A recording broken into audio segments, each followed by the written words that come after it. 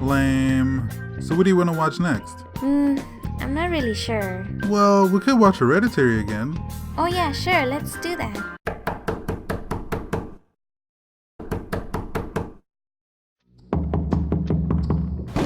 Hello? Who's there?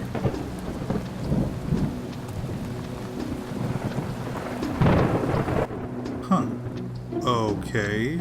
That's not creepy or anything.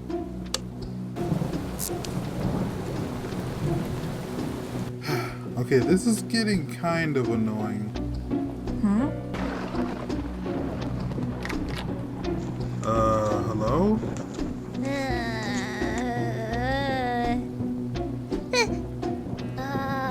What took you so long? Thanks, Nia. So what brings you this way, Cockster?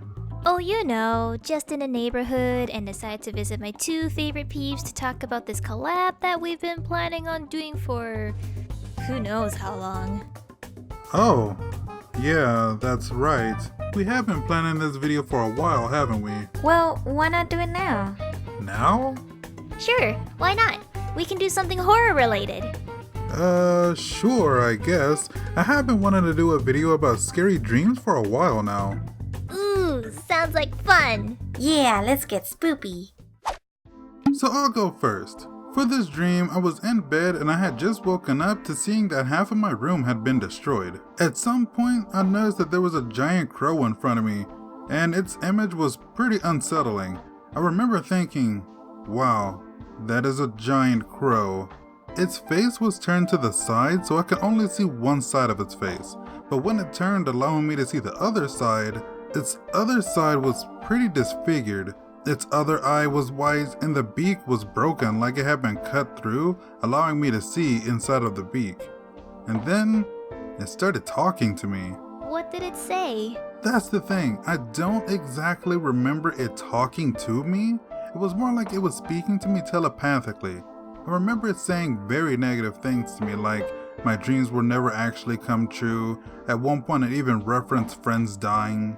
But then out of nowhere, Nia attacked it, Attack on Titan style. I remember I was distraught and pretty unnerved by the entire thing, but I figured I couldn't let Nia fight it by herself, so I had to help. We ended up defeating it and then even decapitating it, to show our dominance. Then I woke up. That sounds like massive symbolism. What's the meaning behind crow dreams anyway? Let me see. Dreams about crows usually symbolize your emotions, fears, stress, blah blah blah. These dreams might indicate receiving bad news about someone's death, and sometimes they can foretell your own death. Huh. Well, guess I'll die. But in all seriousness, I think I just had a dream about crows because I like crows. I hope that's what it is. Yeah, let's just say it's 100% the latter. Wouldn't want you to go disappearing on us so soon. What is Nia's scariest dream? Well, so there I was, in an elevator alone. Dun dun dun! I'm not finished. Then all of a sudden, the elevator stopped. And I started to worry I was gonna be trapped forever. All alone. Then I heard faint sounds of people talking. Based on the way it sounded, I got the idea that I must be trapped between floors.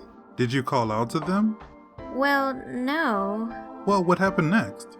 Wait, what did happen next? Oh, I was looking at the elevator buttons because I was looking for a call button, or those buttons that open up the door. But at the same time, I could hear a woman getting really mad that I wouldn't let her in, like if it was my choice. While I was trying to look for the buttons, out of nowhere she burst into the elevator yelling at me to let her in. While she was yelling with half her body wedged inside the elevator, I noticed the elevator started to move a bit. I was frozen with fear because I thought someone was gonna get decapitated right in front of me.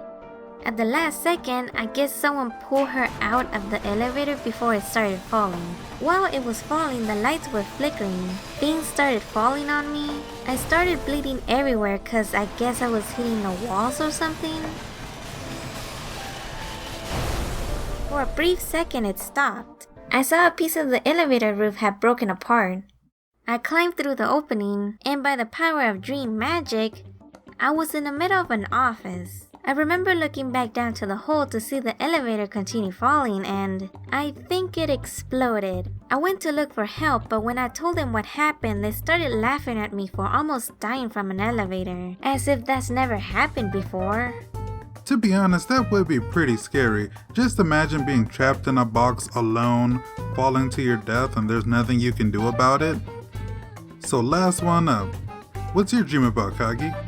Well, my dream isn't really exactly scary, but more so haunting. It started out pretty normal. I was walking towards my hotel room, and as usual went to open the door to get inside, but what was waiting for me wasn't a normal room per se. It was a super bloody version with blood splatters all over the wall, and the entire place had like this red hue to it, like a red light bulb from, one of those horror movie scenes. Well, for some reason, I continued walking into the place, scared of course, and started seeing the bodies of my family laying about in places where they usually hang out. Yikes. Then I hear a ding come from behind me, and when I turned around, the front door of the hotel room turned into an elevator, and a creepy little girl in white with blood splotches started walking towards me with a giant grin on her face. Ooh, creepy. She didn't attack me or anything, and it didn't look like she noticed me standing there. She just kinda walked into the room where I typically slept in and stood there, right in front of my bed, like she was looking at, well, where I would have been sleeping. I woke up after that, a bit traumatized, since we were still going to be staying at that hotel for another week. So, yeah. Yeah, that was something. I do like how all our dreams are different though. Like mine is mysterious, Nia's is actually a very common fear, and Kagi's is, Way out there? it's way out there. I don't know about you guys, but I'm gonna go see if I can get this video done before Christmas.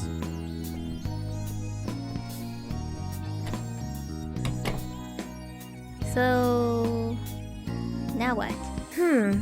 I got some leftover Halloween candy we can eat. Ooh, okie dokie.